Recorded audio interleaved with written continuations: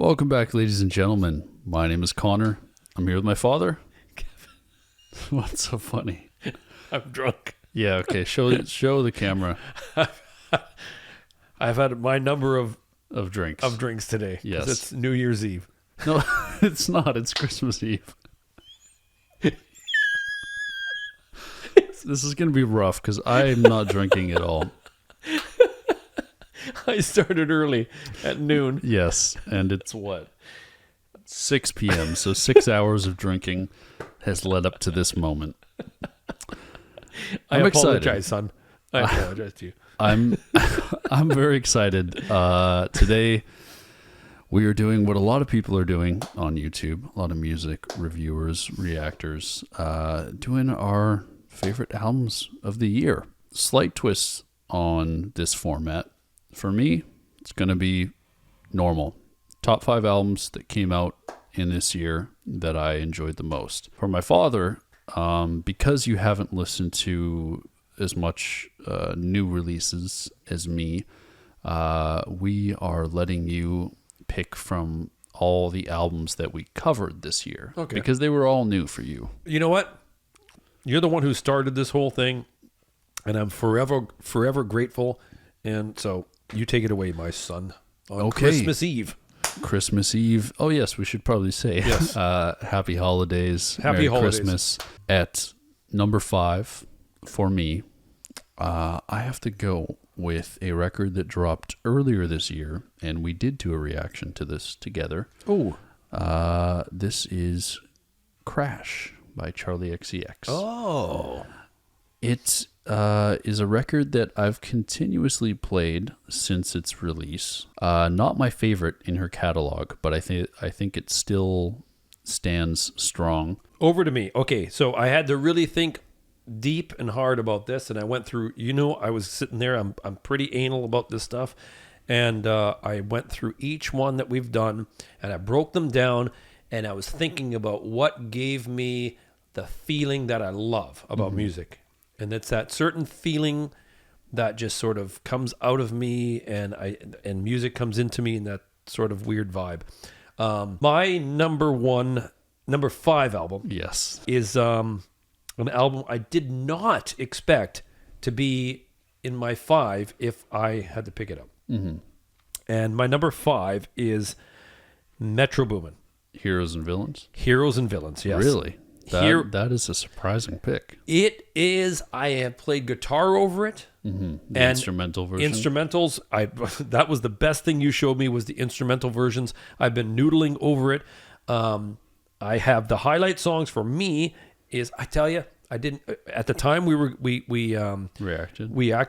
It was Feel the Fire, right? Yeah. I didn't realize that he went through the whole alphabet until everybody sent stuff. And I was reading that he went through each A, B, C, D, all the way to Z, right? Yeah. Too Many Nights, Don Tolliver. and Future, and I'm reading from my floor here because that was the notes I put down there. And Don Tolliver was amazing on that one. The whole production on that was like reminded me of the Weeknd's House of Balloons, and it reminded me of that I can't explain that feeling That I darkness. get, the darkness, and that just driving at night and the synths, and he's a really, really good producer, and I didn't think I'd be moved as much as I was by that. And I think one of the keys in that is his minor chords. Oh, yes. I was soloing in C minor, which was like, it was so nice to solo in C minor on the Weeknd's Creepin'. the Creepin', yeah, the Creepin'. That was a fantastic track. That one moved me a lot. It was a really, really good album. That is a surprising one. I did not expect that to be on your list. My number 4 album of the year is a band that we haven't covered on the channel. I don't think you've heard a song by them, and that is the 1975. I was just gonna say that. You guessed that? In my head, I was like, you know what? We haven't done the 1975, and I know you like them. Yes. I've had a love-hate relationship with the 1975. I like a lot of songs on their records, but then I also don't like a lot of songs on their records. And that was the problem for me with the 1975 up until this point, is I just felt like their albums were very bloated. an hour and a half long albums. Really? Yeah, like 20 tracks, 22 tracks. Just, some great songs on there, but then also some songs that I just was not crazy about. Yeah. Being Funny in a Foreign Language, their newest record, came out this year.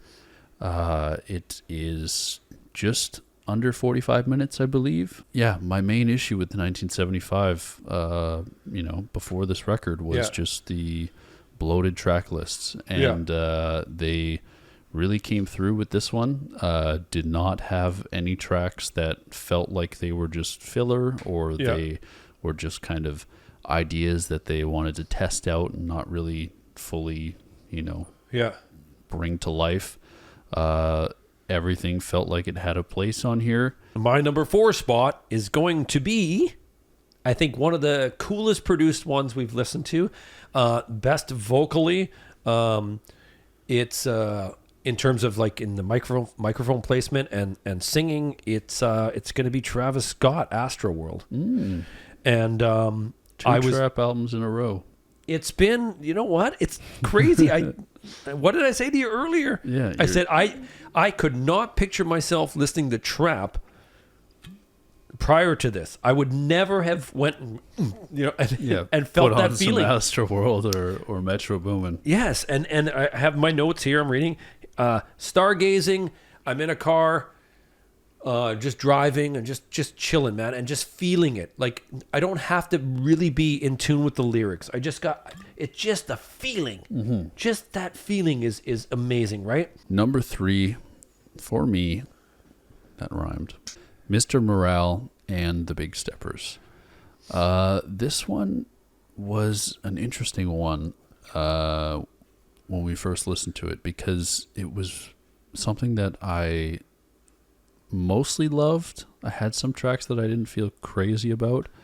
And then I thought it was going to be an album that would grow off of me for some reason. Yeah. I had a feeling. I was like, this feels like one that's, when it first comes out, everyone's going to be talking about it. And, it's the best album of the fucking decade. Yeah. And then as some months go by, it just kind of fizzles out and you forget about it. Yeah. But it's been quite the opposite for me, actually. Yeah. Every time I return to it, I tend to like it even more. You're really getting deep into Kendrick's psyche, and it almost feels like, a musical therapy session that takes place on an opera stage. It's weird. Yeah. It is. There's no album I've heard that has come close to this in terms of just, it's all over the place, but it's cohesive. I don't know. There's so much to talk about this record.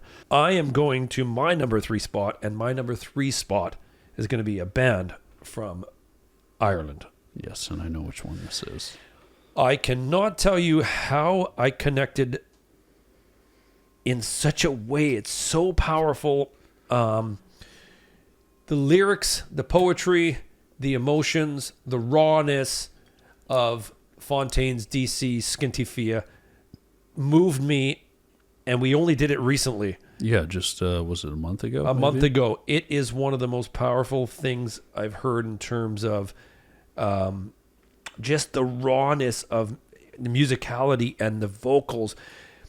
The song "I Love You," when he gets to the tail end of it and he's talking about his beloved Ireland, Dublin, and he gets into it and it's going. You have to hear it, read it with the lyrics. It moves you so much about somebody speaking about their country. Mm-hmm. Anyways, you've got to check it out. If you haven't checked it out, you know it. Yes. Right? Easy way to transition into my number 2, because my number 2 is Fontaines D.C, Skinty Fia. And I mean, you kind of covered a lot of the reason why I love it. Although, no, you didn't, because a lot of the reasons you love it are different, because you have more of a personal connection. I do, yeah. Than I do. Mine is more for the musical elements and the poetry. I don't connect with the poetry on a personal level the same way you do. Yeah. But I'm able to recognize, how great of a poet these, 5 band members Yeah. are, because I believe they all contribute. Some of my favorite tracks on there, or some of my favorite tracks of the year are on there. Roman Holiday, Jackie Down the Line, I Love You, Bloomsday. You can just basically read the name whole thing. The whole album. Yeah. Skinty Fia, the title track, is amazing. My number 2, it was your number 3? Yes. Yes. I got Kendrick Lamar and the Big Steppers. That album, okay, we went from To Pimp a Butterfly, The Good Kid, Mad Good City. Kids, Mad City, To Damn, Damn. and then to this one. This one moved me in so many ways because of the way that Kendrick just opened up. Mm-hmm. And I think for me, him opening up about, I have my notes, Father Time meant a lot to me. Yes. And Anti-Diaries. That one moved me more than, right? Yeah. I You think can that- watch the video, and it meant a lot to me. And I think that Kendrick really, really pushed it on this album and opened up in ways that he didn't on the previous albums. And I thought that was huge. I just thought it was really, really huge the way he opened up. And for me, it was musically. At the time when we sat down and we started listening to it, we were going through it. The very first, I've listened to it about probably, I'm going to say 10, 12, 13 times now with headphones on. Mm-hmm.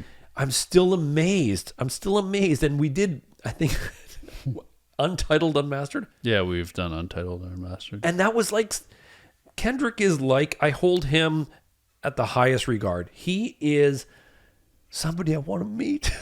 Yes. Seriously. I would love to sit down and I would chat. love to sit down and chat. I'm going to do the drum roll for you. Ready? Okay. My number 1 album of 2022, and this might be, okay, you can stop. This might be no surprise for people that are watching the video, because they're like, why hasn't this shown up yet? It's J.I.D, The Forever Story. That is my number 1 for a multitude of reasons. But what made The Forever Story stand out for me was my connection to J.I.D over just one album, which hasn't happened in forever. That's a great point. Yeah, I have 2 artists that I go to give me comfort, and I listen to them, and just their voice and their lyricism and everything Can I about guess? them. You already know. Okay. Their voice and their lyricism, just, it feels like a warm hug, and that is Mac Miller and Kid Cudi. And although J.I.D is not at that level, exactly, he feels very close.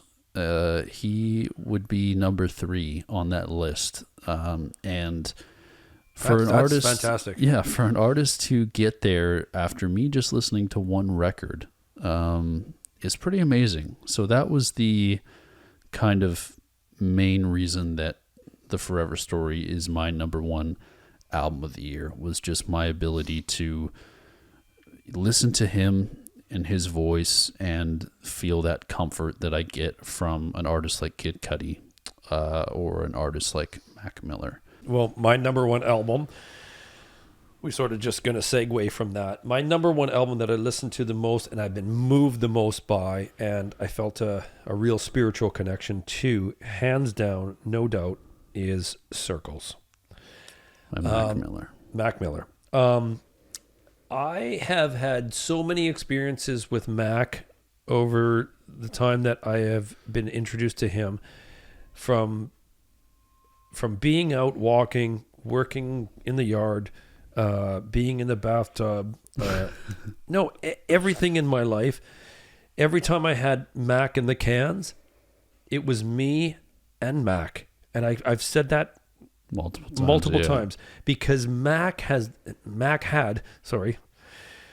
still has that ability. Yes, yeah, he does. His music lives on. You know what? You're right.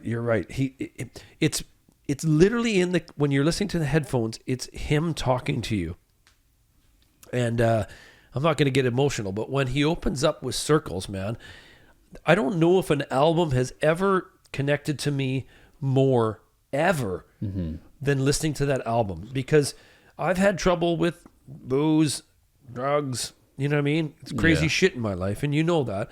And hearing Mac talk about it, and in almost like a therapy way, yes, therapeutic way. Yes, and it gave me hope, and I was like, you know what? I got to fucking calm down on these fronts, and I got to calm down on this, and I got to do this, and it was like, it's strange because it was a young guy who made these albums, and it resonating with an older guy. Yeah.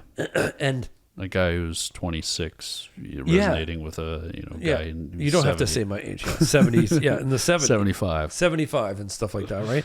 And you look great for 70. it hangs, thank you. It hangs above my desk, the album.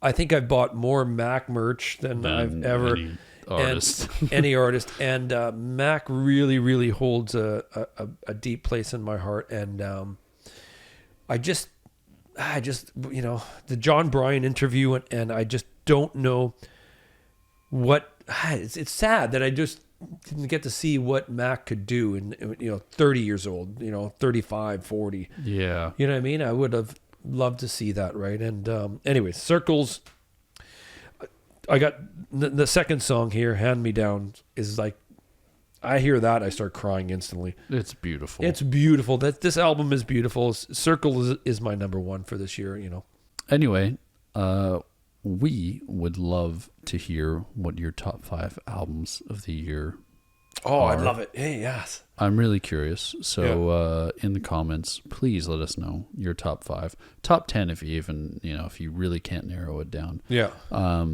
But yeah, I'm really curious to see what you guys have been listening to and what resonated with you the most. Another cool thing, if you feel like it, favorite reactions that we've done this year. Any, out of the 52 or so reactions we did in 2022, which one was your favorite, or which ones were your favorite? But yeah, I hope you guys enjoyed. Please let us know your favorite albums of the year. And once again, stay safe, everybody. Take care. Love you.